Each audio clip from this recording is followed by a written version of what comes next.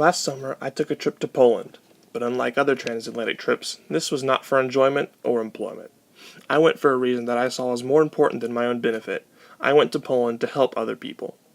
This trip came with tons of challenges that I had to face in one way or another.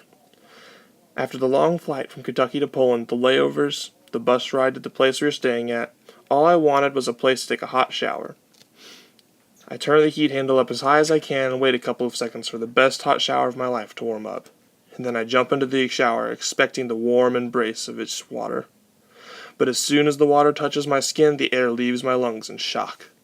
There was no hot water. I had just jumped into a freezing cold shower. But instead of getting upset and letting this cold shower ruin my day like some people might, I accepted that I wouldn't be getting any hot water. Then, I forced myself into the shower to clean off, forcing myself to look on the bright side. While we were in Poland, we went out through a city called Łódź. There were lots of different things that we did around this city to be helpful. The first place we went and worked at was an orphanage. We were going to use the money we had raised to paint the main room of the orphanage.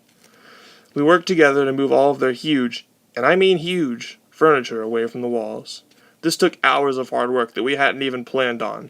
It was very frustrating trying to get all of this furniture out of the way. But I continued my work with high spirits, encouraging the others to work hard.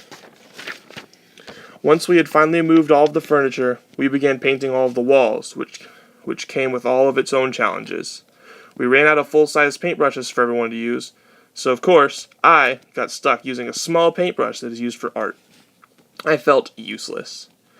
I couldn't get anything done with this small brush except for tight corners that the brush couldn't hit. But instead of letting it get to my head, I decided to do what I could to maintain my happier behavior, and I changed jobs. I went from a useless painter to a person who would refill paint cans around the room for everyone and would be helping out in any other ways I could.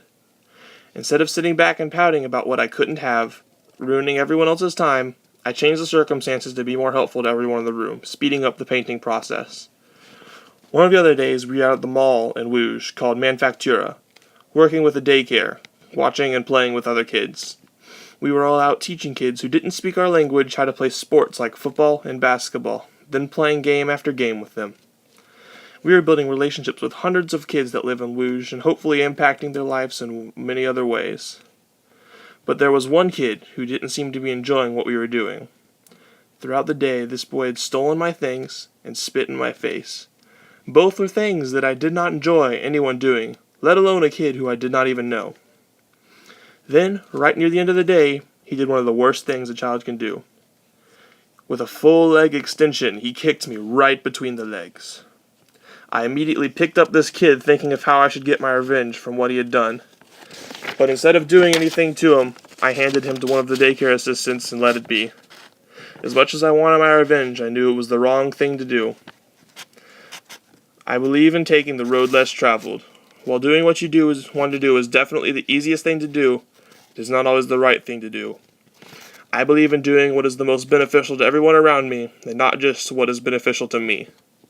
Making the choice to be more helpful or to be less pouty is a lot harder, but can leave you feeling a lot better in the end.